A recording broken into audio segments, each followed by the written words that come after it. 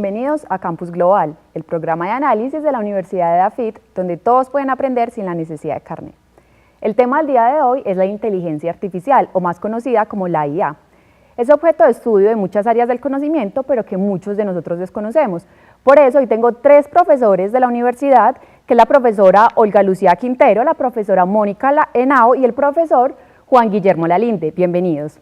Para comenzar, es importante entender qué es la inteligencia artificial y por qué tiene tanta relevancia en la actualidad. Bueno, a ver, la inteligencia artificial es un campo, como tú lo decías, que tiene relación con muchas disciplinas, es un campo multidisciplinario que surge inicialmente en los años 50 por el interés de conocer por un lado lo que es la inteligencia humana, pero por otro por tratar de imitarla, simularla o modelarla y lograr que máquinas en un momento dado tuvieran comportamientos inteligentes o hicieran actividades que requieren inteligencia. Eso es básicamente en términos sencillos lo que es la inteligencia artificial. Bueno, hay una parte muy importante de la inteligencia artificial y es el aprendizaje o el cambio de conocimientos o de comportamientos. Pero entonces, ¿a qué se refiere el aprendizaje de máquinas? Bueno, a ver, digamos que cuando uno habla de la inteligencia artificial hay un problema en la forma como está definida, y es que no hay un consenso global sobre qué significa ser inteligente. Lo que quiero decir es que comportamientos o actividades que en el pasado se consideraban inteligentes, el día de hoy no se consideran inteligentes. Por ejemplo, antes los calculistas, los que calculaban las tablas de funciones trigonométricas y eso se hacía todo a mano y se consideraban personas muy inteligentes porque hacían cálculos matemáticos de manera muy eficiente, y actualmente lo hacen las máquinas. Cuando hablamos del aprendizaje de máquinas, hablamos de una característica que de alguna manera ha estado asociada con la inteligencia, y es la capacidad de adaptarse, la capacidad de adaptar el comportamiento a lo que pasa en el entorno. Entonces, cuando hablamos de aprendizajes de máquina, lo que estamos hablando en esencia son modelos matemáticos, sistemas de ecuaciones que son paramétricas, donde lo que se hace en el proceso de aprendizaje es ajustar esos parámetros para poder tener los comportamientos deseados. Entonces, digamos que un algoritmo de aprendizaje de máquinas básicamente lo que hace es ir optimizando, ir calculando de manera apropiada esos parámetros dependiendo de los datos que recibe y dependiendo del entorno en que está trabajando.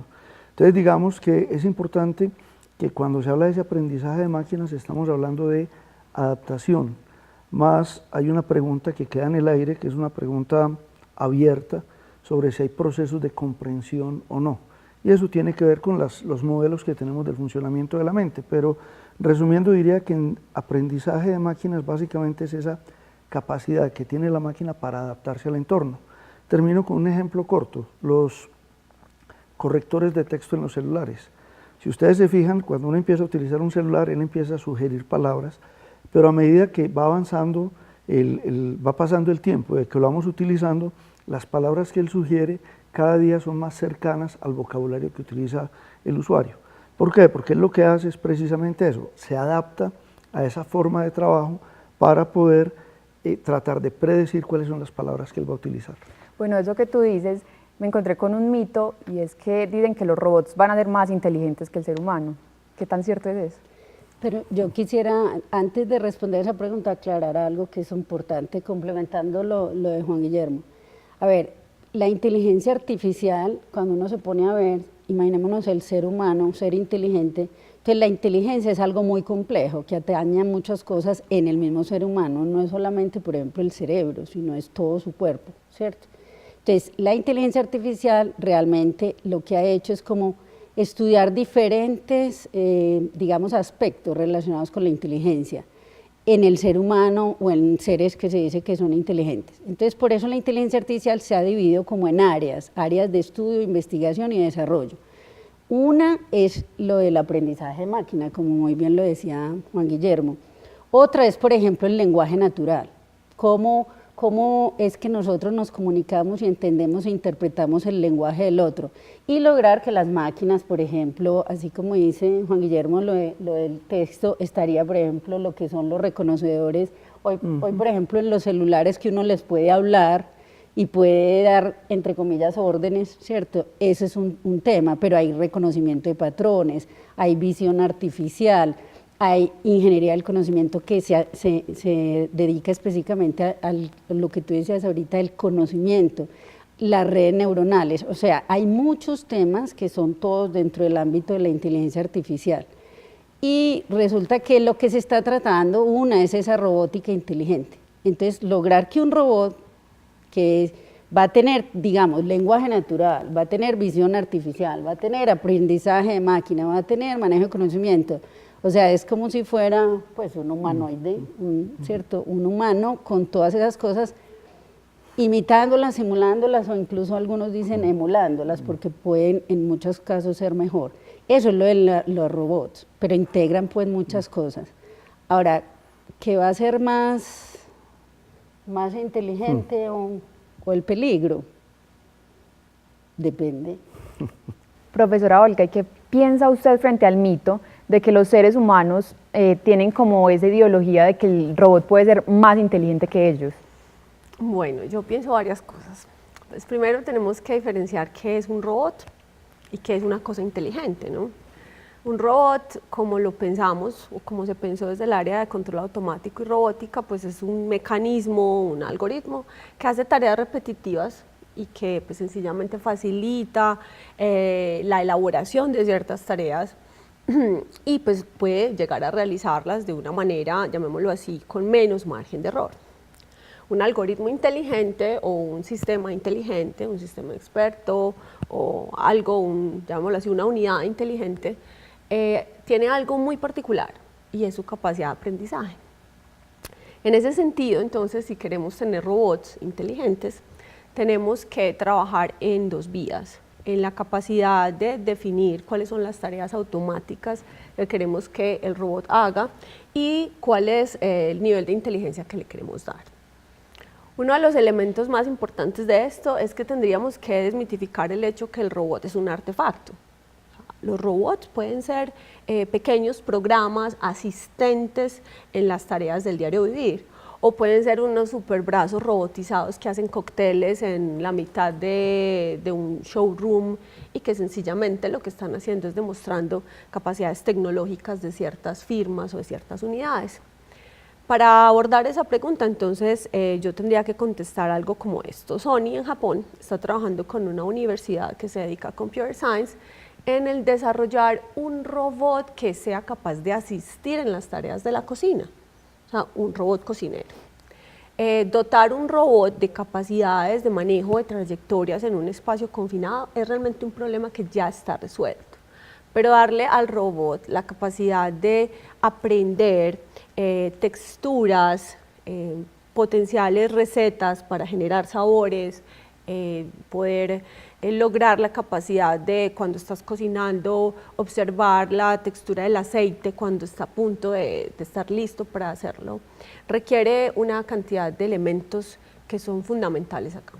Primero, la capacidad de tomar los datos, de relacionar los datos y de hacer que con estos datos los algoritmos aprendan. Así las cosas, yo creo que la inteligencia de estos asistentes robóticos va a depender de nuestra inteligencia. Si el ser humano deja de utilizar los robots o algoritmos inteligentes para lo que fueron concebidos, que fue asistir, ayudar, mejorar, salvaguardar e incrementar la calidad de vida, y se dedica única y exclusivamente a tomar decisiones con su tablet, su celular, basado en lo que estos algoritmos dicen, estaríamos perdiendo en la curva de inteligencia.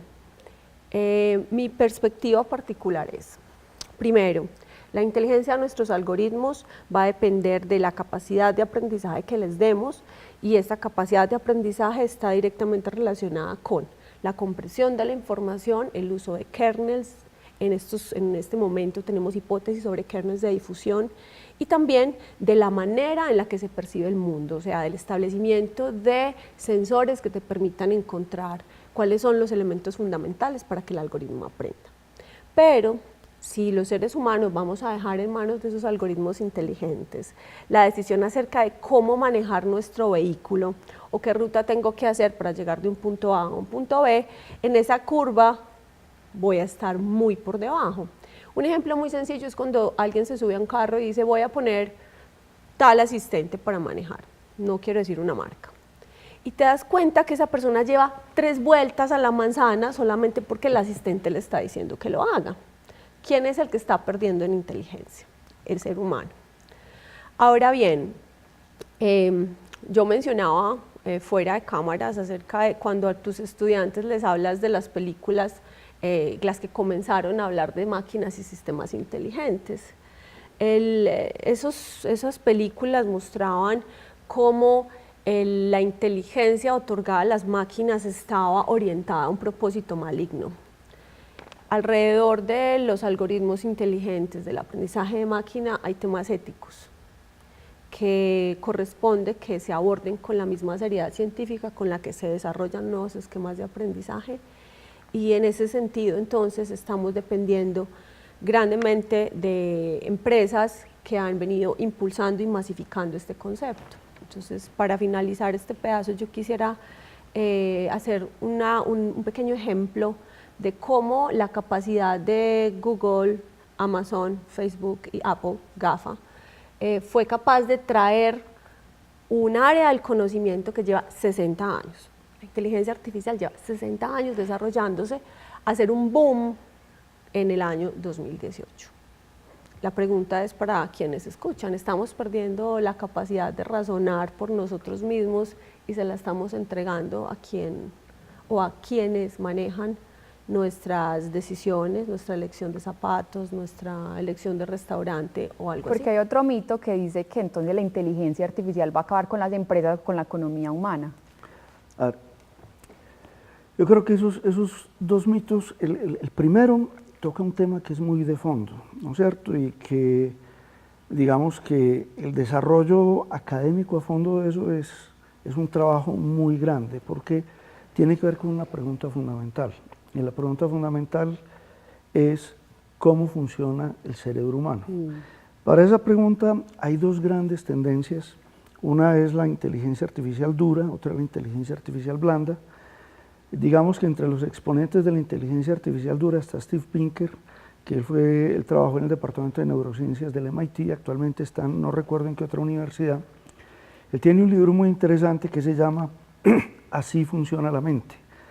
La propuesta de la inteligencia artificial dura es que el cerebro humano funciona computacionalmente, o sea que funciona mediante algoritmos. ¿Eso qué quiere decir? Quiere decir que el funcionamiento del cerebro lo podíamos simular con un computador y que podríamos tener computadores que tuvieran exactamente el mismo comportamiento del cerebro. Dicho en otras palabras, que la inteligencia no sería una propiedad que esté relacionada con la estructura física del cerebro, con los principios físicos, químicos, sino con procesamiento de información, y que eso se podría llevar a un computador. Los que defienden esa teoría hablan de una cosa que se llama la singularidad cognitiva. Si esa teoría fuera cierta, es posible que llegue un momento en el cual las máquinas tengan mayor capacidad, sean más inteligentes que los seres humanos. Y digamos que es un tema que se ha explorado mucho, por ejemplo, en la ciencia ficción, en películas como The Matrix o películas como Piso 13, donde hablan de qué pasaría si el mundo, o el mismo Terminator, películas que hablan de qué pasaría si las máquinas son más inteligentes que los hombres y tomaran control de las cosas. Esa es una escuela. La otra escuela se llama inteligencia artificial blanda. En la escuela de la inteligencia artificial blanda lo que se plantea es que si bien con los computadores podemos hacer muchas cosas, el cerebro no funciona computacionalmente. Hay un tema que es propio del estudio de las ciencias de la computación y es cuáles son los límites teóricos de la computación. Y lo que sabemos es que la computación, o que con un computador no se puede resolver todos los problemas. Hay problemas que no se pueden resolver computacionalmente.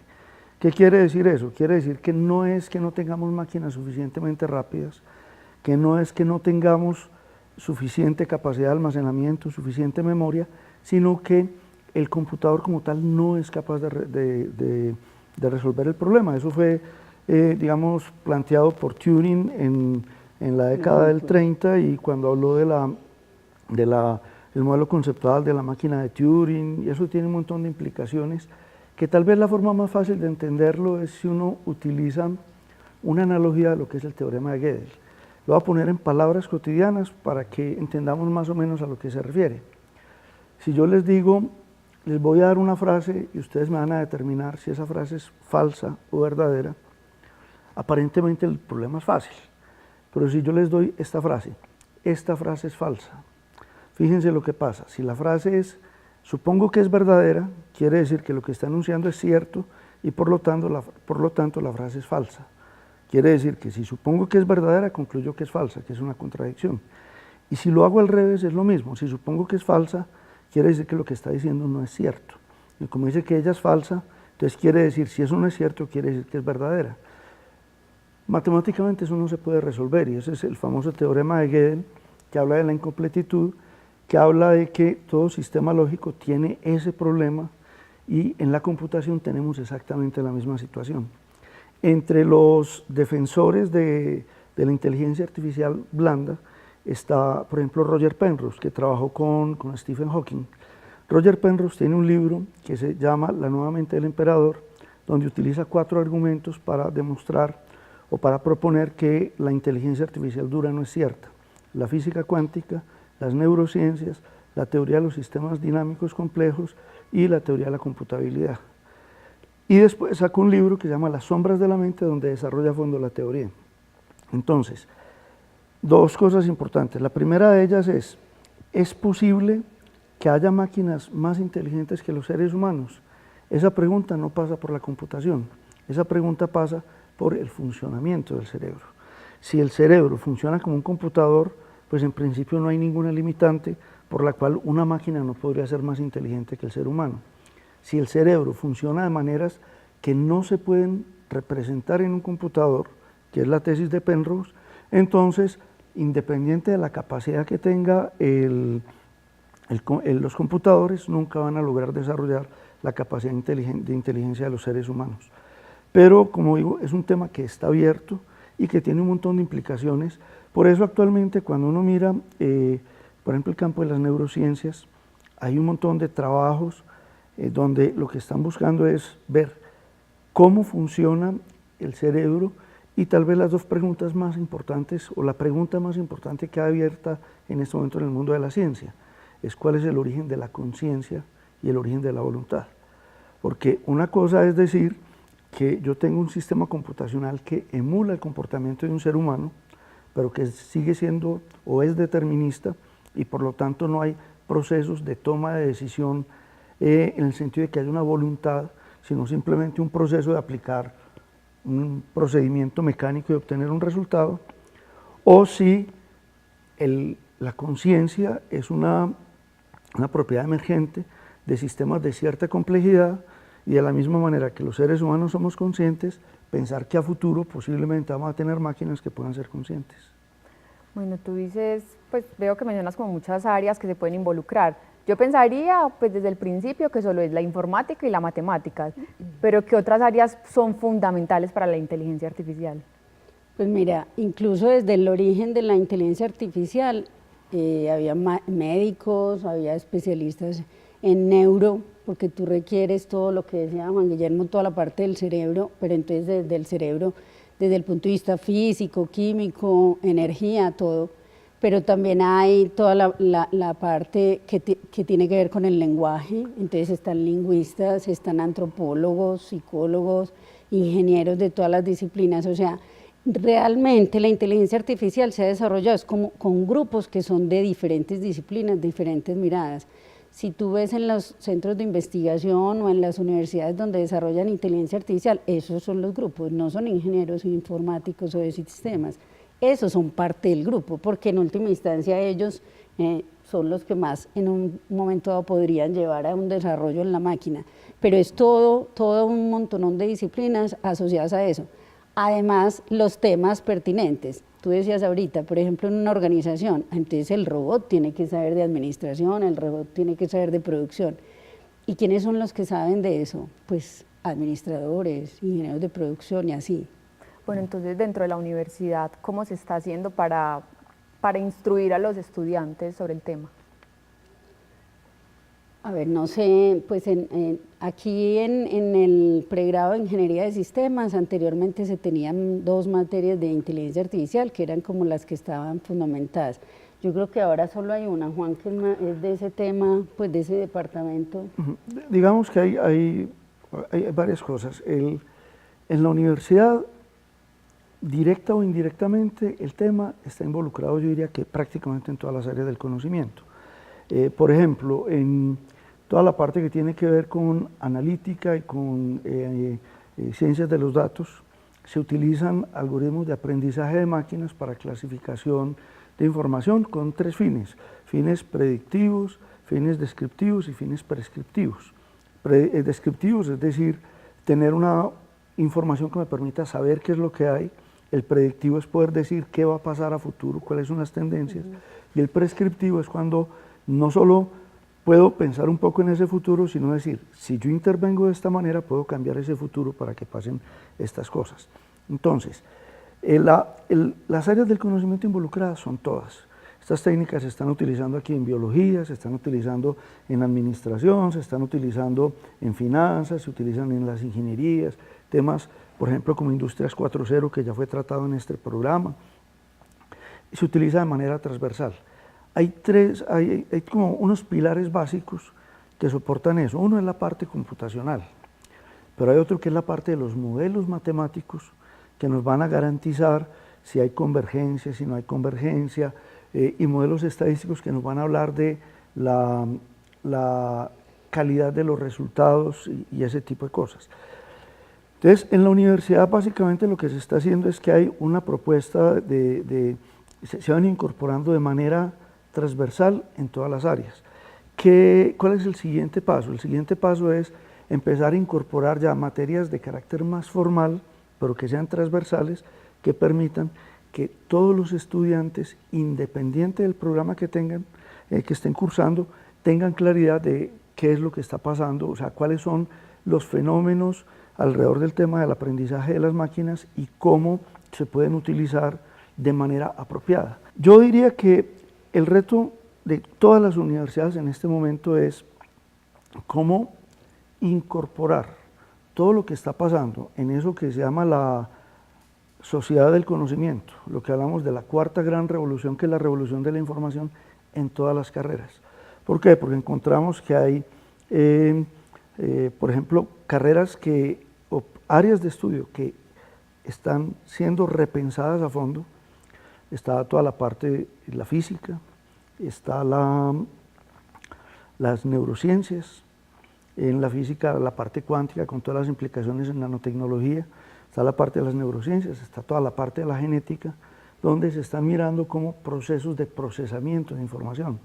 Incluso hay físicos, como el caso de Seth Lloyd del MIT, que tiene un libro que se llama El universo programable, donde la tesis que él sostiene es que el universo es más fácil entenderlo si lo pensamos como un gran computador cuántico, ¿no es cierto? Entonces, en este momento hay un cambio de paradigma, hay un cambio de cultura en la sociedad que nos obliga a pensar en la forma como entendemos el mundo, no solo desde la matemática, no solo desde la estadística y la computación, sino en todas las áreas del conocimiento. Profesora Olga, y desde su departamento, ¿cómo están instruyendo a los estudiantes como para prepararlos hacia la inteligencia artificial? ¿Cómo estamos? No llevamos mucho tiempo. Nosotros en Ciencias Matemáticas tenemos 3 programas. Tenemos el programa de Ingeniería Matemática, el programa de Maestría en Matemática Aplicada y el programa de Doctorado en Ingeniería Matemática. De hecho, yo vine a la Universidad de AFIT hace 7 años para abordar el curso de Inteligencia Artificial. O sea, la Universidad de AFIT lleva desde el nacimiento de la carrera de Ingeniería Matemática, que ya tiene casi 16 años trabajando en el área. Nosotros tenemos ese curso y el curso busca no hacer que los estudiantes se vuelvan expertos jugando con librerías, sino que buscamos darles la solvencia teórica, práctica y la capacidad de definir desde el manejo propio de los elementos de probabilidad, lógica, heurística, cuál es la forma y cómo se definen estos algoritmos. El curso de inteligencia artificial que hemos dado en la Universidad de AFIT a nuestros estudiantes es un curso de alto nivel teórico con una cantidad de valor práctico, porque nuestros estudiantes salen siendo capaces de utilizar cualquier tipo de herramienta tecnológica, desarrollando capacidades algorítmicas donde se instalan en sus empresas y salen con la capacidad de competir a nivel mundial. O sea, en este momento tenemos varios egresados que han hecho maestrías en inteligencia artificial alrededor del mundo, tenemos varios egresados de ingeniería física que también han cursado con nuestros estudiantes de ingeniería matemática, que han hecho doctorados en el área. Y todos estos elementos que de manera muy silenciosa, muy curricular y llamémoslo así, sin tener muchísimo impacto mediático, hemos venido desarrollando, han dado capacidades al estudiante afitense. Para hacer esta historia larga, un poco más corta, en este momento la Universidad de AFIT es un referente en el área. La Universidad de AFIT tiene a la fecha cosechados diferentes logros a nivel internacional en cuanto al desarrollo de nuevos y mejores algoritmos que son capaces de hacer tareas que son netamente de los humanos. Estamos en capacidad de reconocer emociones en voz, estamos en capacidad de reconocer emociones en audio, estamos en capacidad de reconocer emociones en electroencefalogramas, somos capaces de fusionar algoritmos que son pues netamente clásicos de un ser humano. Un ser humano es capaz de saber cuando el novio o la novia está enojada, y eso, cuando un algoritmo lo tiene incorporado, es un gran logro.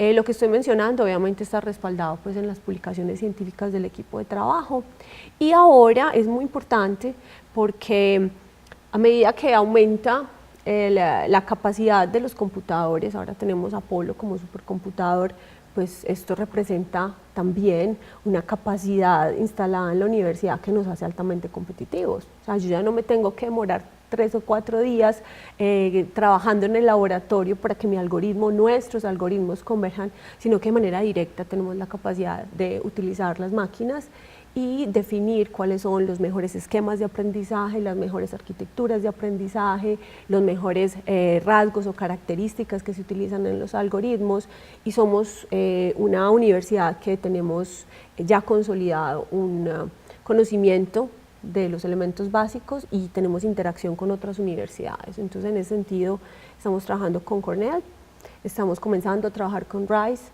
y nos interesa muchísimo seguir como a la vanguardia del área. Tú hablabas de los robots dentro de las fábricas.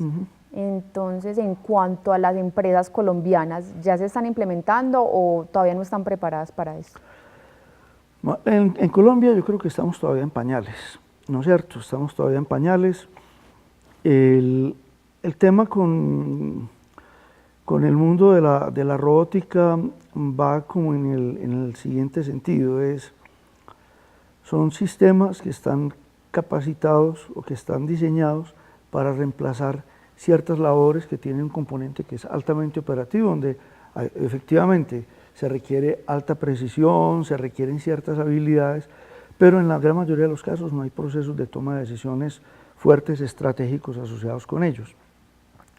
Tal vez una de las preocupaciones grandes que hay digamos que en el contexto mundial es qué va a pasar con los empleos que están asociados en las fábricas.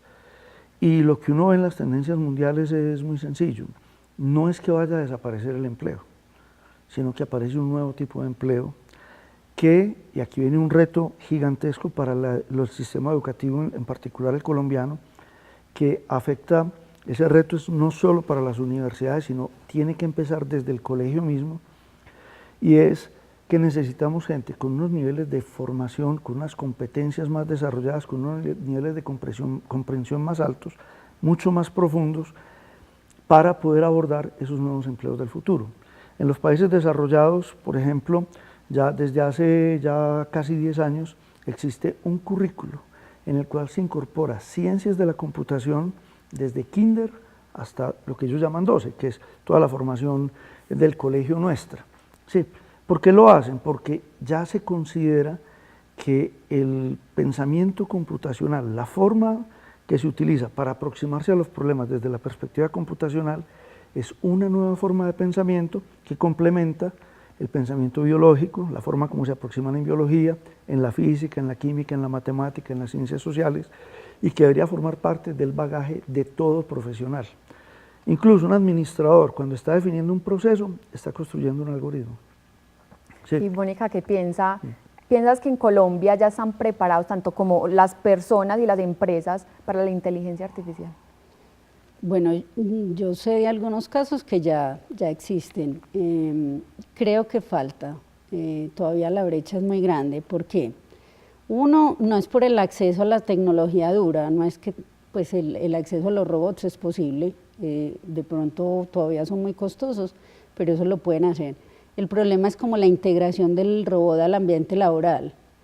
¿Qué quiere decir eso? ¿Cómo los procesos se van a transformar para que haya una máquina que esté interactuando inclusive con seres humanos? ¿Estamos preparados los seres humanos para trabajar con el robot? ¿Están preparadas nuestras organizaciones para pensar en un momento dado cómo dirigir eso? Entonces, yo creo que todavía las empresas no tienen claro eso, ni desde una alta dirección ni desde la parte operativa, porque ¿qué pasa con gestión humana cuando vamos a tener un colaborador que es una máquina? ¿Qué pasa con todos esos entornos? Creo que todavía nos falta, pero ya algunas empresas inclusive están interesadas y lo están haciendo. Yo creo que es poco a poco. En los países desarrollados, como decía Juan Guillermo, sí, eso está hace mucho tiempo. Uno lo ve, es una interacción humano-máquina perfecta. Es que en Colombia todavía se lee mucho terror o como temor, ellos piensan que van a controlar el mundo. O sea, en Colombia piensan que un robot puede controlar el mundo o que se va a acabar pues como la decisión del humano. Entonces en Colombia yo he visto que las personas todavía le tienen mucho miedo y cuando se enfrentan a eso son asombrados. Por ejemplo, en el caso, yo tengo a mi abuelo y yo le ponía a Siri y él era asombrado, claro. Él le daba miedo, claro. Él me decía, no, quítame eso, quítame eso. Entonces acá todavía se ve mucho miedo. Y entonces, ¿qué vamos a hacer para quitar esos miedos? Acuérdate, pues, tú estabas demasiado joven, pero cuando íbamos a llegar al año 2000, el mundo se iba a acabar, porque los computadores no iban a poder manejar las cosas. Entonces, nos estamos imaginando un montón de cosas negativas, pero no estamos pensando, ¿y la realidad de hoy qué? ¿Cierto? Cuando el mundo nos está diciendo que hacia allá van, y que no es que Colombia no pueda acceder, lo puede hacer, se tiene que preparar. Yo sí pienso que hay una carencia desde el punto de vista de la educación, porque no hay formación ni en la parte de los estudiantes, ni siquiera tenemos profesores para abordar los temas. Y como decía Juan Guillermo, es de muchos ámbitos, es decir, un administrador debe estar pensando, ¿y entonces qué va a hacer? Un ingeniero de sistemas, bueno, todas las profesiones deben estar, pero entonces empieza desde un tema cultural. Ahora es clarísimo que hoy en día los robots sí reemplazan personas en ciertas tareas, como decía Juan Guillermo, operativas, pero es que el ser humano tiene otras capacidades, que también es capaz de evolucionar y aprender. Entonces lo que tenemos que entender es eso. Es decir, si un robot se equivoca, el ser humano también, y hoy en día los robots aprenden, pues los seres humanos también. Yo no creo que sea como una amenaza simplemente por el hecho de la amenaza, sino que hay que plantear un cambio. Entonces, ¿qué vamos a hacer con estos seres humanos? ¿Qué vamos a hacer con estas personas en las empresas? No tienen la capacidad de transformarse y generar otras visiones. Yo creo que ahí es el reto y esa es la necesidad que tenemos en la formación, ¿cierto? Y en las empresas, obviamente. Yo tengo una pregunta para los dos. ¿Ustedes cómo se imaginarían en 20 años el mundo con la implementación de la inteligencia artificial?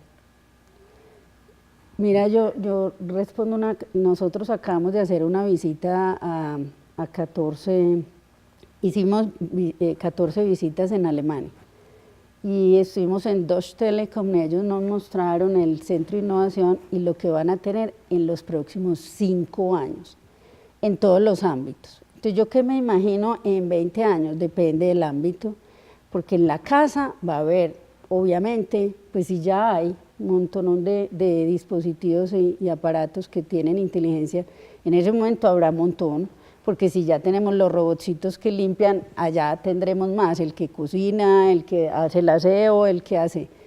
O sea, en el ámbito del hogar va a haber un cambio radical en cómo estamos, digamos, introduciendo para que todas las cosas, entre comillas, sean inteligentes.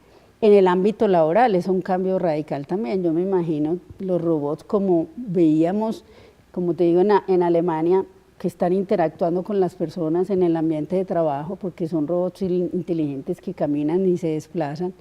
Entonces, yo veo un cambio radical de control montón en el mundo, por ejemplo, en la parte, como decía Juan Guillermo, en la parte de seguridad, en la parte del tráfico, en la parte, el semáforo inteligente debe ser ya una realidad, si hoy lo es, pues en ese momento sí que más, en todos los sentidos, pero el ser humano, más importante.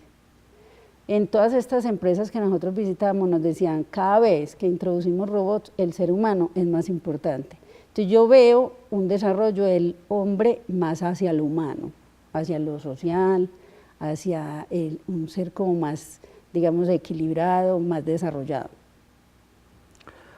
Bueno, a ver, yo difiero en algunas cosas. Tal vez la primera es que yo creo que va a ser un mundo cotidiano. ¿A qué me refiero con eso? Si ustedes ven, por ejemplo, las tecnologías que manejamos hoy, ha habido unos cambios radicales.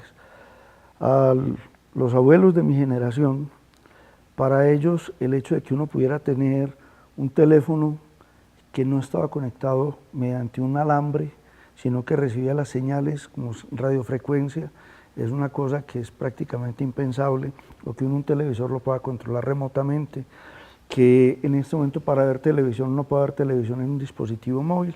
Es más, si ustedes miran, por ejemplo, en las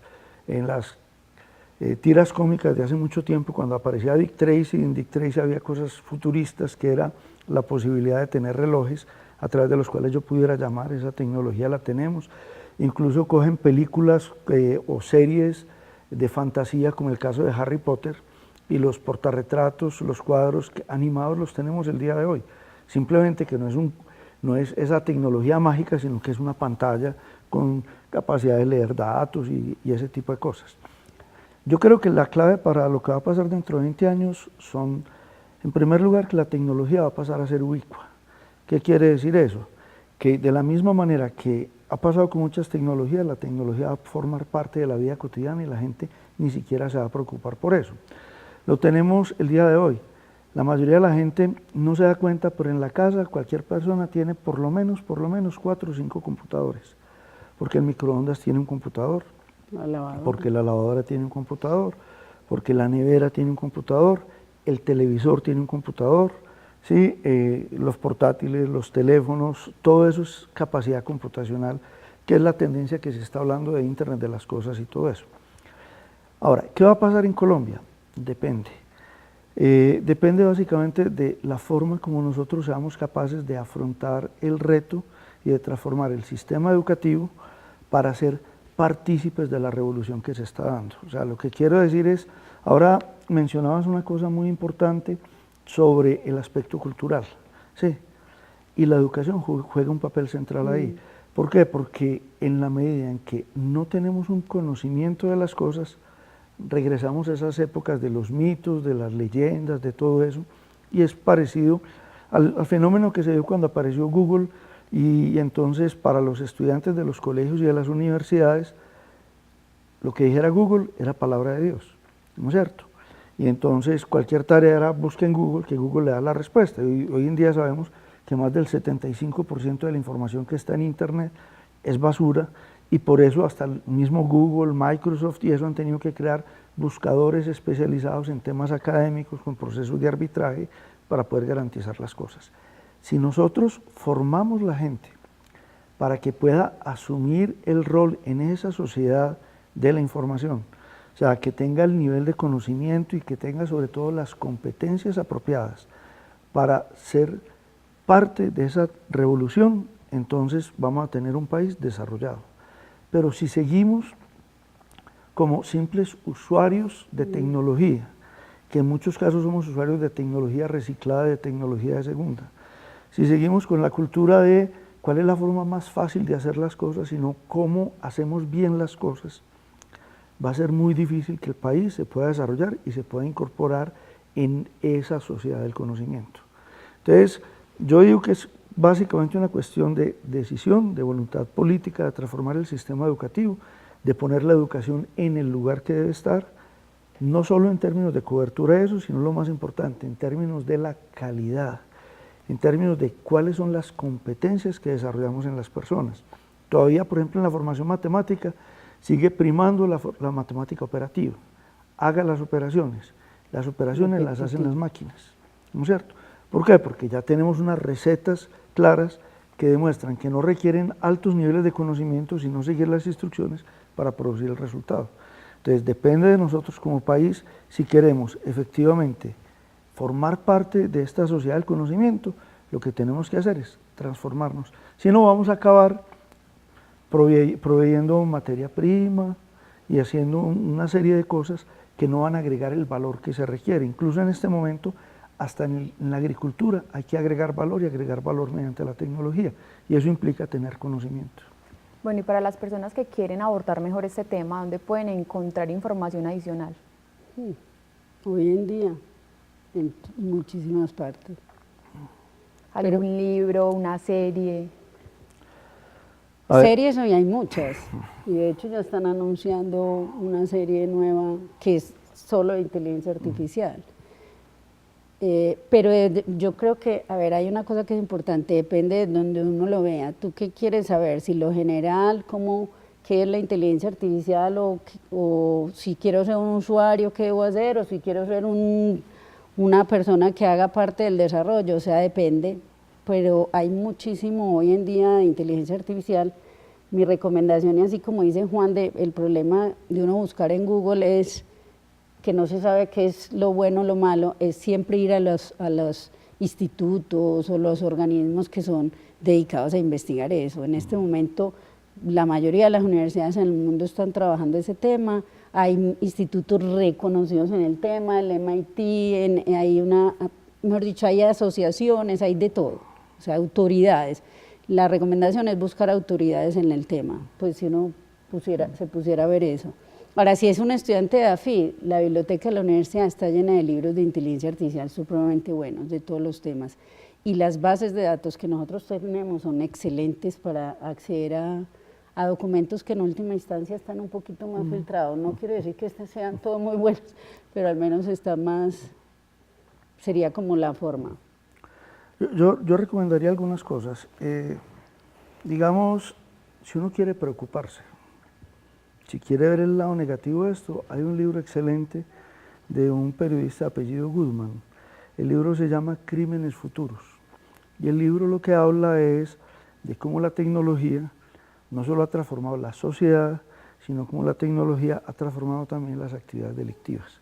Entonces, eso es bueno para entender, y yo creo que toda persona lo debería leer, es para entender cuáles son los riesgos asociados con lo que está pasando en este momento y con lo que pasa con el tema de delitos informáticos, lo que pasa con el tema de la biotecnología, de todo este tipo de cosas. En términos de la noción de inteligencia artificial, yo hablaría de los clásicos. Me parece que inteligencia artificial dura, me parece que un libro que se debería leer es el de Steven Pinker, de cómo funciona la mente. Desde el punto de inteligencia artificial blanda, recomendaría el de Roger Penrose, que se llama La nueva mente del emperador y Las sombras de la mente, que son dos libros sobre el tema. Y también hay un libro de un psicólogo que trabajó con Pinker, no recuerdo el nombre en este momento, pero el psicólogo publicó un libro, es un folleto pequeño que se llama Así no funciona la mente, que es una respuesta al libro de Pinker. ¿Sí? En términos de lo que son procesos de toma de decisión automáticos, recomendaría el documento al que hacía referencia previamente de la ACM Europa y del Grupo de Informática de Europa, donde hablan de los procesos de toma de decisiones automáticos y las implicaciones que tiene los algoritmos de aprendizaje de máquinas. También es muy interesante, a principios del 2013, si ustedes revisan revistas como Harvard Business Review, como The Economist, como Wall Street Journal, sacaron números dedicados única y exclusivamente a cómo las tecnologías que tienen que ver con el procesamiento de información, análisis de datos, etcétera, han transformado la forma de hacer negocios, ¿sí? Entonces, y hay una cosa que es importante, aunque el tema es inteligencia artificial y aprendizaje de máquinas, estas son las técnicas, o son unas de las técnicas, y tal vez las más importantes, de el tema de análisis de información, toda la parte de analítica, ciencias de los datos, porque digamos que cuando uno tiene grandes volúmenes de información, la primera herramienta a la que recurre es tener algoritmos que aprendan de los datos y que realicen un preproceso que nos permitan tener cierta información asociada con ellos para, dependiendo de lo que uno quiera, o que tomen decisiones automáticas, como se hace hoy, por ejemplo, con los algoritmos de inversión automática, que son algoritmos que reciben las transacciones de la bolsa y en cuestión de 10 milisegundos están tomando decisión de cuál es la operación que tienen que hacer para preservar el valor del portafolio, para incrementarlo, o que entreguen insumos para que ya las personas responsables de los procesos de toma de decisiones las puedan evaluar en un contexto más amplio y que puedan tomar decisiones apropiadas a partir de esa información. Si quisieran añadir alguna información adicional o quisieran pues, abordar algún tema que no se haya tratado. No, pues para complementar, yo creo que, por ejemplo, en Medellín ya existe la preocupación, de hecho Ruta N creó un centro precisamente de inteligencia artificial, hay una preocupación, algunas, digamos, empresas ya están pensando en ese tema y hacerlo desde la investigación, o sea, yo creo que ya la semillita está sembrada, hay que desarrollarla, y pensando mucho en la universidad en particular, es cierto, como dice Juan Guillermo, que es necesario involucrar los temas en los currículos, como decía yo también, formar los profesores, pero yo sí creo que es necesario que eso que es tan transversal se vuelva concreto, es decir, es necesario que haya un grupo que esté trabajando intencional y formalmente en el tema de inteligencia artificial, y como lo hacen en la mayoría de las universidades en el mundo, interdisciplinarios, pero formal, estructurado, con investigación, porque es necesario hacer investigación de cómo se desarrolla la inteligencia artificial, pero cómo la vamos a crear aquí y a usarla. Y eso sería interesante empezarlo a hacer. Yo tendría una observación en el siguiente sentido, y es que cuando aparecen este tipo digamos, de booms en la tecnología, de decir, unas formas de trabajo que empiezan a transformar lo que pasa en la sociedad, uno lo puede asumir de dos maneras. Uno es entender qué es lo que está pasando, y otra es de qué manera utilizo eso sin necesidad de entender lo que pasa.